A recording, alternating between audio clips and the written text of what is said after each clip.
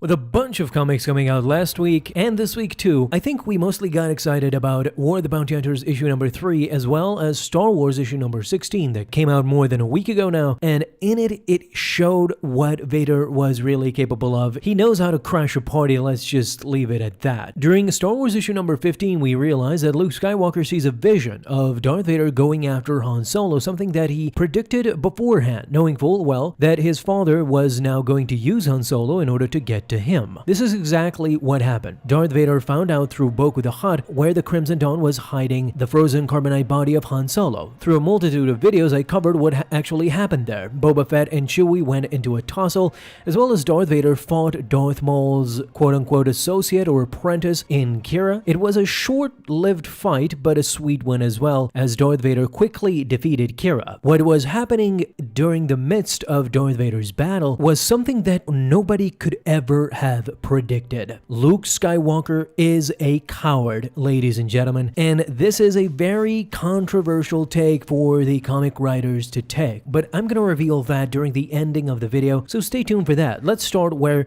it all begins. Kira tries to stop Darth Vader, very foolishly, I might add. In fact, Leia doesn't even know her, asks Lando who she is. "That's Kira," says Lando, "damn impressive woman. I knew her once," referring to, of course, young Han and young Lando, as we see in Solo: A Star Wars Story. Han did too. Maybe I thought she'd be able to get free of the Crimson Dawn, but it looks like she took it in another direction, as Kira is in a full-fledged battle with Darth Vader. But Leia knows full well what's about to happen. "We have to get to Han before those two hack him apart," says Leia.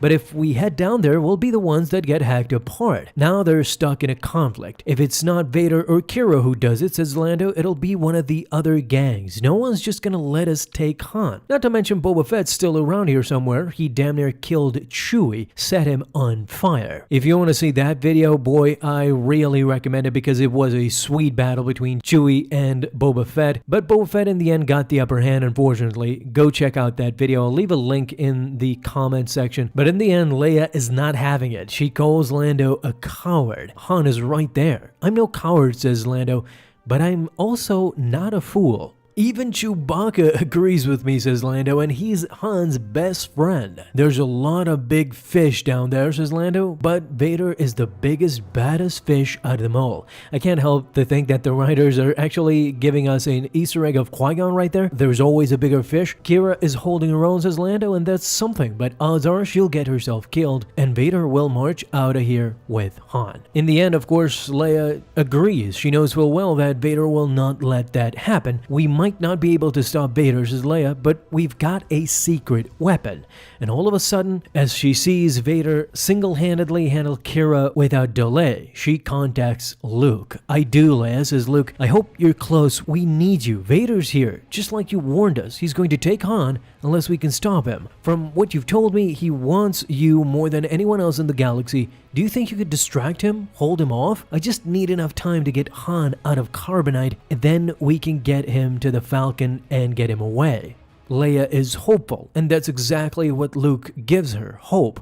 "Absolutely, Leia, just dropping out of hyperspace, above Jakara now. Should be there soon unless I run into any trouble." As Luke, of course, right above Jakara, runs exactly right into trouble as the Imperial fleet, together with the Executor, are above the planet just waiting. "You said it, R2. How are we going to get past that?" Before Luke could even think, inside the Executor, Admiral Piet is contacted, telling him that his ship has just dropped out of space. Another bit of criminal filth come to join the party. "Let us hope Lord Vader orders the extermination of every last one of these vermin once his business is complete on the surface." "No sir," says the Imperial, "it's a single fighter, T-65 and X-Wing." "A rebel ship," says Piet, "all by itself out here? How interesting. Scramble a fighter wing. If they can push the ship into tractor beam range, we'll pull it aboard and interrogate the pilot, and if not, we'll watch a rebel burn." Admiral Piet, not knowing who this X-Wing pilot is, he lets out a contingency of TIE fighters going straight for Luke. "Shields up, R2, says Luke. "Even if we get past them, they'd stay on my tail. I'd never be able to land." He's gotta get out of this one way or the other, as the skilled pilot now starts dismantling these TIE fighters one by one. But now, of course, he's starting to take damage. He cannot handle all this battalion by himself. As he's maneuvering and swirling around, he tells R2 to punch it. We gotta get out of here, down to the planet, while we've got the Imperials distracted. See if you can open a channel to our friends. Thanks, pal. Leia, don't worry, I'm almost there, Luke says. But hurry, Luke, says Leia, I think we're running out of time. Lando basically is wishing all the best to Kira. You deserved better than this, but I do wish it had gone another way for you. Even Chewie is sad, but Kira brought this on herself, Chewie. I'm not throwing my life away for her. She sure as hell wouldn't do it for me, and she wouldn't do it for you either. Now Vader is closing in with his lightsaber pointed at her.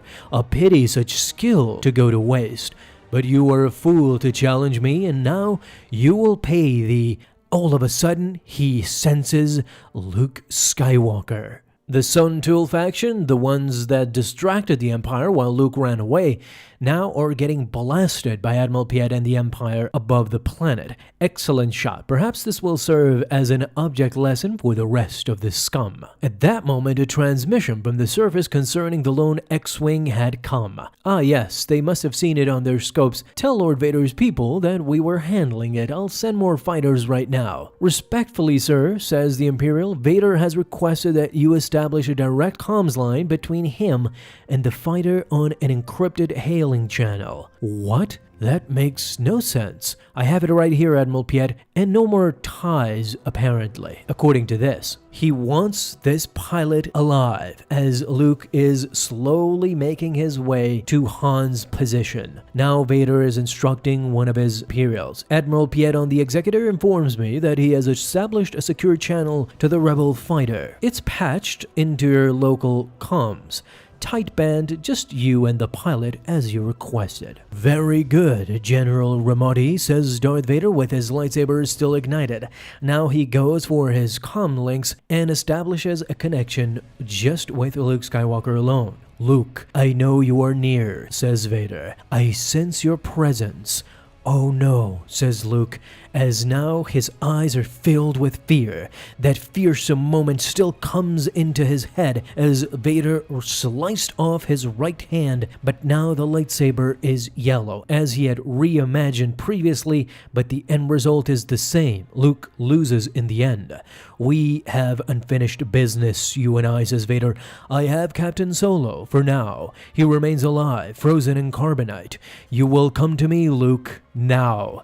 If you do not, as Luke's face is completely terrified, I will cut your friend in half. Luke even envisions him going down to the chasms of Bespin, and he sees himself being cut in half just as Vader is talking. Vader is pointing his lightsaber to Han Solo's frozen body on carbonite and getting ready to slice him off. Leia is terrified. Luke, we need you right now. Vader's going to kill Han. Now Luke has no other choice. I know, Leia, I know. I'm so sorry. I'm not ready to face him, as we see Luke's X-Wing going straight for the clouds and outside of the planet trying to run away from Darth Vader. This is of course to be continued, and we will get to see if Luke actually changes his mind, but as they left it right now, we cannot help but think that this Luke Skywalker is a coward, running away from Darth Vader, running away from everything he desired. He wanted another conflict with Darth Vader. He even said so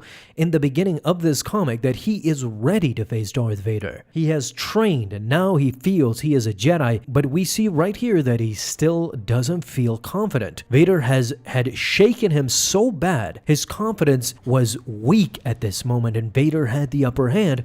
Luke knew this, and so he chose to run away. I think this is another tarnishing to Luke Skywalker's character. Although he is still a young Luke Skywalker, do you guys feel that he would run away like this?